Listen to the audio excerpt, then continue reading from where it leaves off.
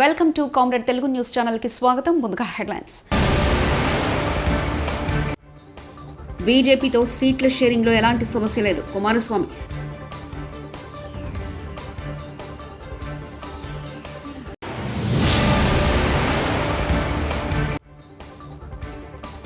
ప్రత్యేక హోదా ఇవ్వకపోవడం వల్లే ఏపీకి పరిశ్రమలు రావడం లేదు, వైఎస్ షర్మిల.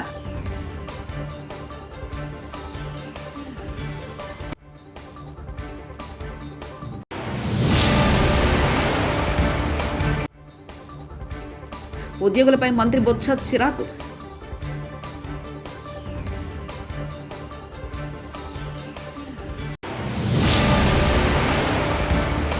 అశ్రునయనాలతో లాస్య నందితకు వీడ్కోలు, ముగిసిన అంత్యక్రియలో.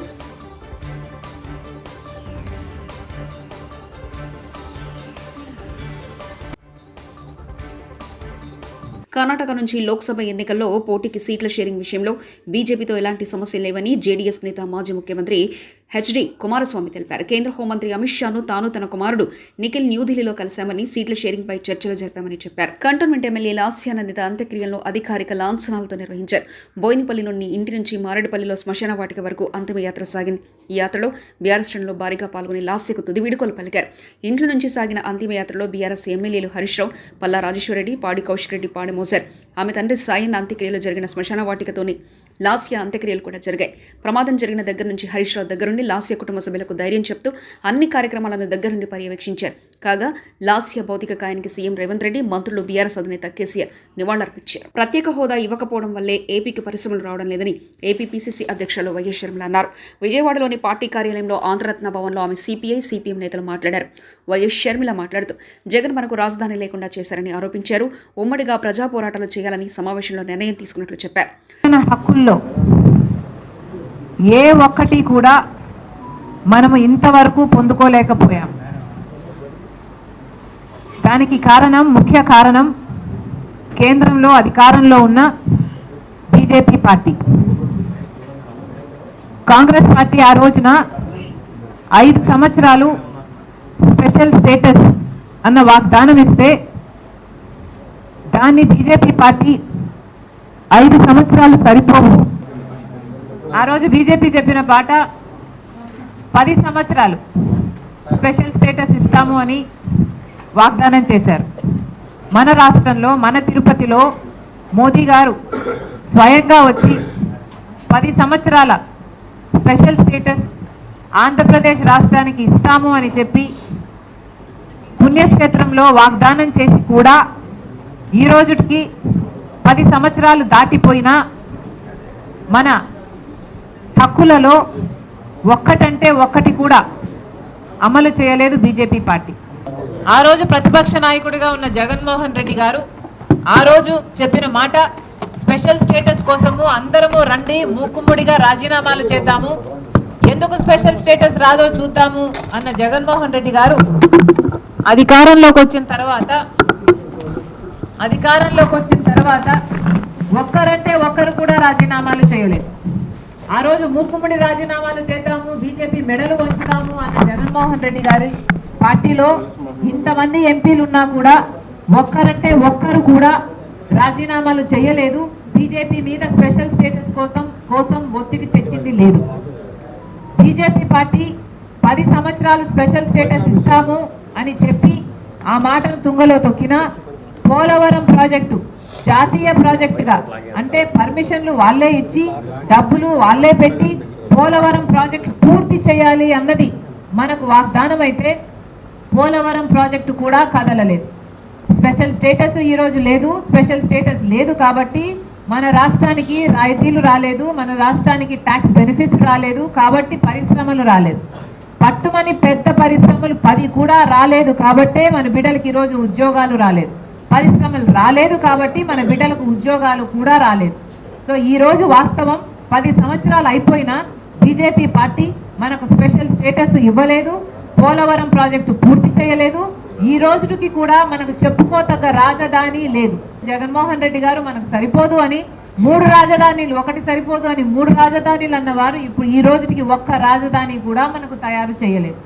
కాబట్టి బీజేపీ పార్టీ మనకు ఎంత అన్యాయం చేస్తున్నా, పోలవరం విషయంలో అయినా, క్యాపిటల్ విషయంలో అయినా, కడపలో స్టీల్ ఫ్యాక్టరీ అయినా, లేకపోతే స్పెషల్ స్టేటస్ అయినా, విశాఖ రైల్వే జోన్ అయినా, ఉత్తరాంధ్రకి రాయలసీమకి స్పెషల్ ఎకనామిక్ ప్యాకేజీలైనా, ఇది ఏ ఒక్కటి చెయ్యకపోయినా కూడా ఈరోజు ఆంధ్ర రాష్ట్ర ప్రజల దురదృష్టం ఏమిటి అంటే బీజేపీ పార్టీ నాయకులు అమిత్ షాకి, మోడీకి వెళ్ళి సాగిలబడుతున్నారు. వాళ్ళను బానిసలుగా చేసుకోవడమే కాకుండా ఆంధ్ర రాష్ట్ర ప్రజలను కూడా బానిసలు చేసే ప్రయత్నం చేస్తున్నారు. వీటన్నిటికీ కాంగ్రెస్ పార్టీ వ్యతిరేకం కాబట్టే ఈరోజు ఇంత గట్టిగా ఆంధ్ర రాష్ట్ర ప్రజల పక్షాన నిలబడుతుంది కాంగ్రెస్ పార్టీ. ఈరోజు కాంగ్రెస్ పార్టీ ఆంధ్ర రాష్ట్ర ప్రజల పక్షాన నిలబడింది, ఆంధ్ర రాష్ట్ర ప్రజల హక్కుల కోసం కొట్లాడుతుంది. నిన్న కూడా యువత కోసం మేము ఎంతవరకు వెళ్ళి పోరాటం చేశామో ఆంధ్ర రాష్ట్ర ప్రజలందరూ చూశారు. పార్టీ ఆఫీస్లో ఒక రాత్రి మహిళ అయ్యుండి కూడా బయట పోలీసుల భయంతో హౌస్ అరెస్ట్ చేస్తారు, ఉద్యమం చెయ్యనియరు అన్న భయంతో పార్టీ ఆఫీస్లోనే రాత్రంతా గడిపాం. ఆ తర్వాత కూడా పొద్దు నుంచి అరెస్ట్ చేస్తాము అని ఎంత బెదిరించినా కూడా మొండి పట్టు పట్టి ధర్నాలు చేశాము. ఆఖరికి అరెస్ట్లు అయ్యాము, గాయపడ్డాము, అవమానపడ్డాం కూడా. ఇదంతా పర్వాలేదు, ఆంధ్ర రాష్ట్ర ప్రజల కోసం ఎంత వరకు వెళ్ళడానికైనా సిద్ధమే. ఈ ప్రయాణంలో భాగంగానే ఈరోజు ఇటు సిపిఎం పార్టీ అయితేనేమి, సిపిఐ పార్టీ అయితేనేమి నిన్న కూడా వచ్చి మాకు సంఘీభావం తెలిపారు.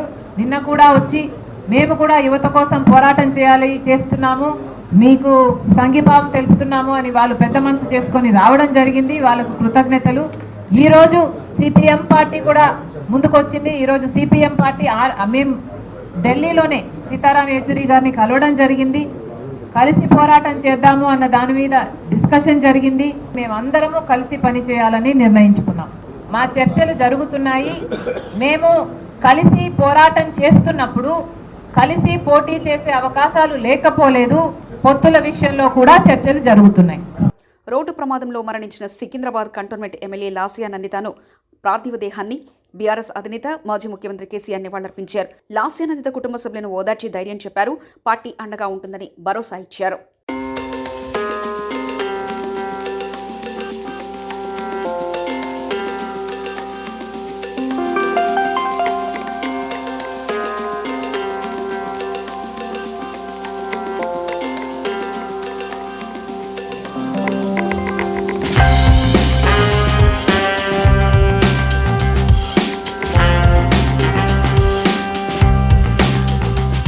బకాయిలు చెల్లించాలని వినతి పత్రం ఇచ్చిన రాష్ట్ర సచివాలయ ఉద్యోగులపై మంత్రి బొత్స చిరాకుపడ్డారు. ఏపీ జేఏసీ ఉద్యోగ సంఘాలతో భేటీ అయ్యేందుకు సచివాలయానికి వచ్చిన మంత్రిని ఉద్యోగులు చుట్టుముట్టారు. సమస్యలను మంత్రికి ఏకరువు పెట్టారు. ఎన్నికల కోడ్ రాకముందే బకాయిలు చెల్లించాలని కోరిన ఉద్యోగులపై బొత్స అసహనం వ్యక్తం చేశారు. ఎన్నికల కోడ్కు బకాయిల విడుదలకు సంబంధం ఏంటని ప్రశ్నించారు.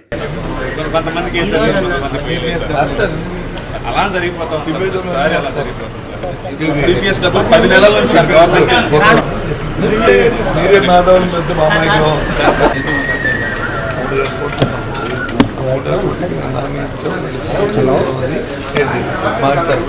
మార్చ్ 31 నుంచి స్టార్ట్ చేస్తానంటే కలిసి కూడా వచ్చి డబ్బులకి కలిసి కూడా సంబంధం ఏంటి? మేము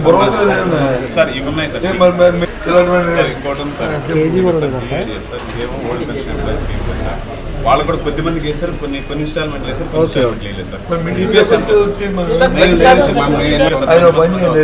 రోడ్డు మనిషి సాయంత్రం ఉంటూ ఉంటారండి. రాత్రి రావాల్సింది ఆల్రెడీ రిప్రజెంటేటివ్ సెక్రటరీ గారు ఆల్రెడీ ఇచ్చాం సార్. యాదాద్రి భువనగిరి జిల్లా యాదాద్రి శ్రీ లక్ష్మీనరసింహస్వామి వారిని దర్శించుకున్నారు సీఎం సతీమణి గీతారెడ్డి కుటుంబ సభ్యులు. ప్రసిద్ధ పుణ్యక్షేత్రం యాదాద్రి శ్రీ లక్ష్మీనరసింహస్వామి వారి ఆలయంలో ఈరోజు సాయంత్రం తెలంగాణ సీఎం రేవంత్ రెడ్డి కుటుంబ సభ్యులు శ్రీ స్వామి అమ్మవార్లను దర్శించుకుని ప్రత్యేక పూజలు నిర్వహించారు.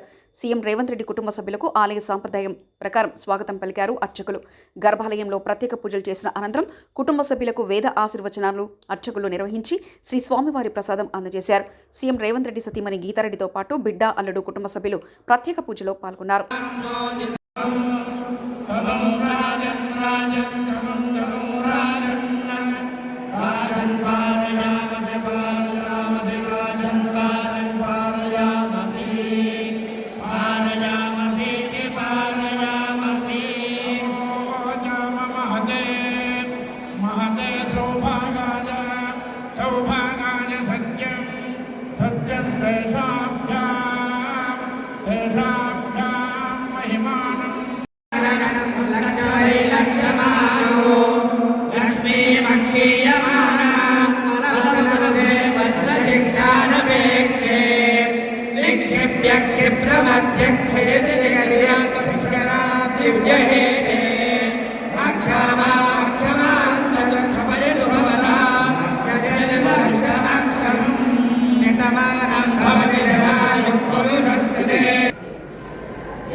लक्ष्मी नारसिंह स्वामी प्रसाद बल सिद्धिरस्तु।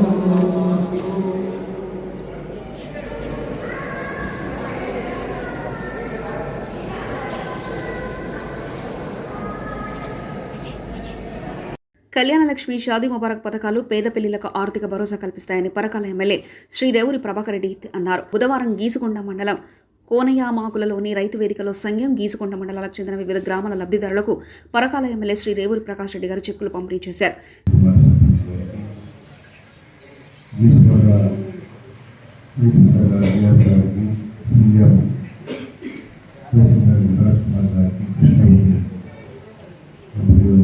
అధికారులందరికీ మరియు ఈ కార్యక్రమంలో పాల్గొంటున్న సోదరి మనులకు సోదరులకు పత్రికా విలేకరులందరికీ నమస్కారాలు. ఇప్పుడే మన వాళ్ళు ఇచ్చిన సమాచారం మేరకు ముఖ్యంగా గీసుకొండ మండలానికి సంబంధించి ఇది 3వ పంపిణీ కార్యక్రమం అని చెప్పి తెలియజేస్తూ ముఖ్యంగా నేను రైతుదార్ గారిని కూడా మనస్ఫూర్తిగా అభినందిస్తున్నాను. ఎప్పటికప్పుడు రాగానే నా దగ్గరికి పంపించడము, నా పూలు తీసుకోవడము, అలా పంపిణీకి వెంటనే డేట్లు నిర్ణయించడం అనేది ఇది తీసుకోవడం నేను అనుకోవడం ఇది 2వసారి అనుకుంటా కదా. సంఖ్యం 2వసారి సంఖ్యం వచ్చి 2వసారి అన్ని క్లియర్ అయినాయి కదా. ఇంకేం పెట్టింది ఇది అయితే అందులోంచి మీ అందరికీ ఒకటే నేను విజ్ఞప్తి చేసి వాస్తవంగా నేను గతసారి ఈ కళ్యాణ లక్ష్మి బీజేపీతో సీట్ల షేరింగ్లో ఎలాంటి సమస్య లేదు కుమారస్వామి.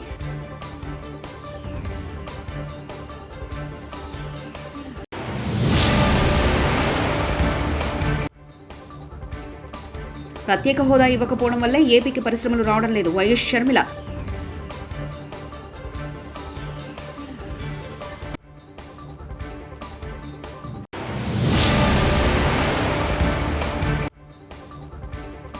ఉద్యోగులపై మంత్రి బొత్స చిరాకు.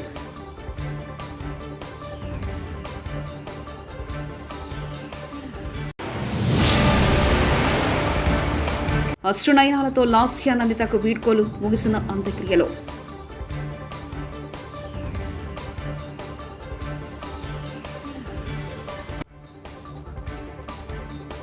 ఇవి బులెటిన్ విశేషాలు. చూస్తూనే ఉండండి కామ్రేడ్ తెలుగు న్యూస్ ఛానల్ ప్రతినిధి ఒంటేరు రమేష్ చంద్ర పరకాల.